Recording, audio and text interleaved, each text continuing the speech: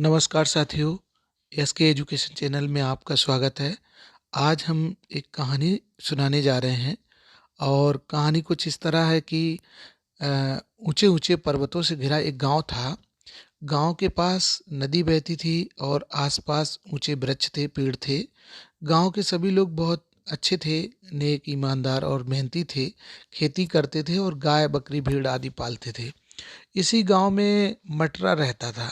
मटरा लगभग 25 वर्ष का हट्टे-कट्टे शरीर का एक युवक था। उसका विवाह हो चुका था। मटरा की पत्नी मीसा बहुत ही क्रोधी और झगड़ालू स्वभाव की महिला थी। उसे बिना ही बात क्रोध आ जाता था और वह लड़ने के लिए तैयार हो जाती थी। मीसा बहुत जिद्दी थी।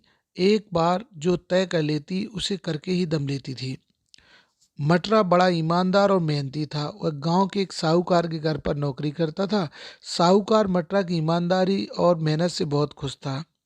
वह मटरा को नगद रुपयों के साथ आटा, दाल, चावल, घी, दूध भी देता था।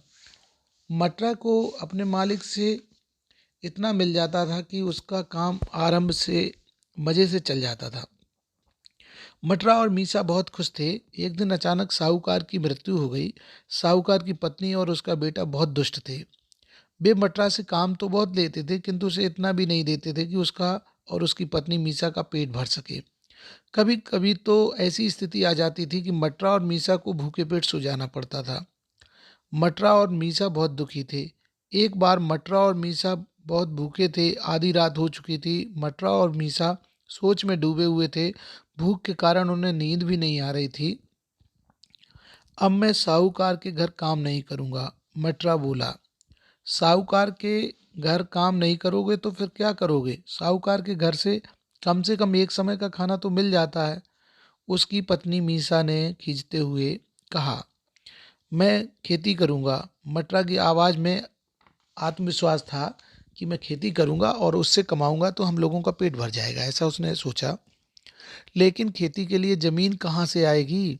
मीसा की आवाज़ ऐसी थी मानो वह अभी लड़ने ही वाली है।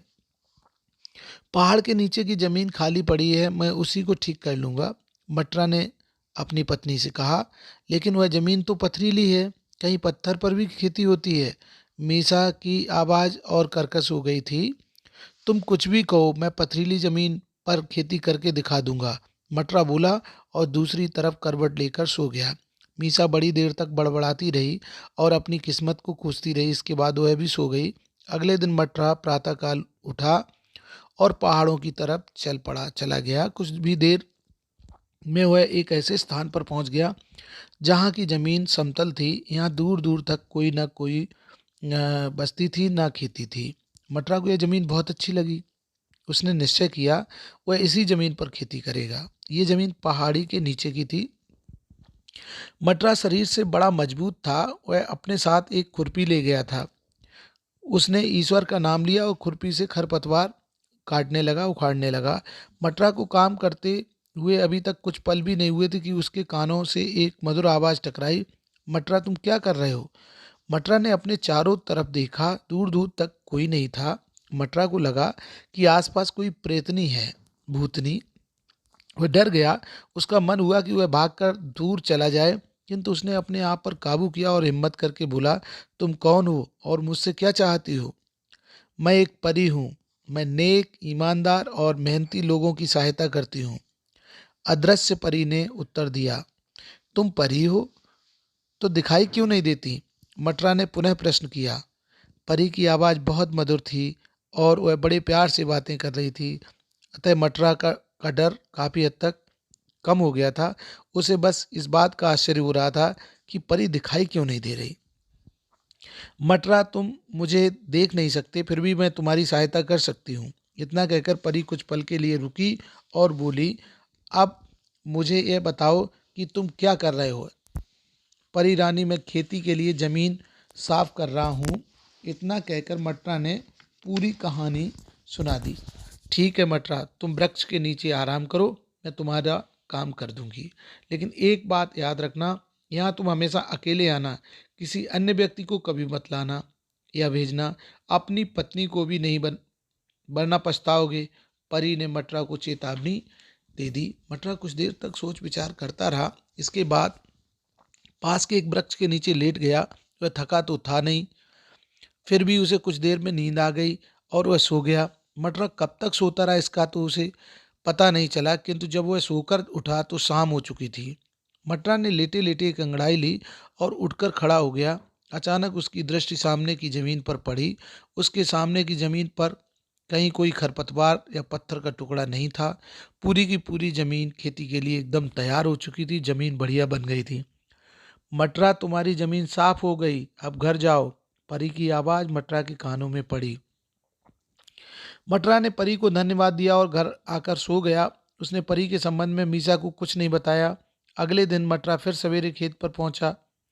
आज उसे अपने खेत की जुताई करनी थी। मटरा के पास हल बैल तो थे नहीं, अतः वह अपनी छोटी सी खुरपी लेकर खेत जोतने पहुंच गया। पिछली रात हल्की हल्की बारिश हुई थी, खेत की जुताई आराम से की जा सकती थी।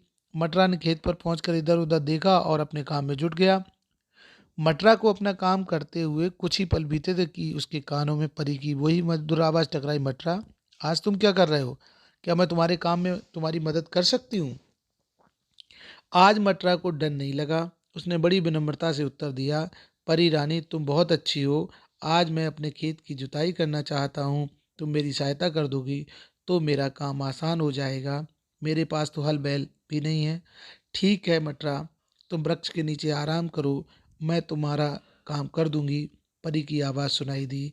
मटरा खुश हो गया। उसका काम बिना मेहनत के पूरा हो रहा था।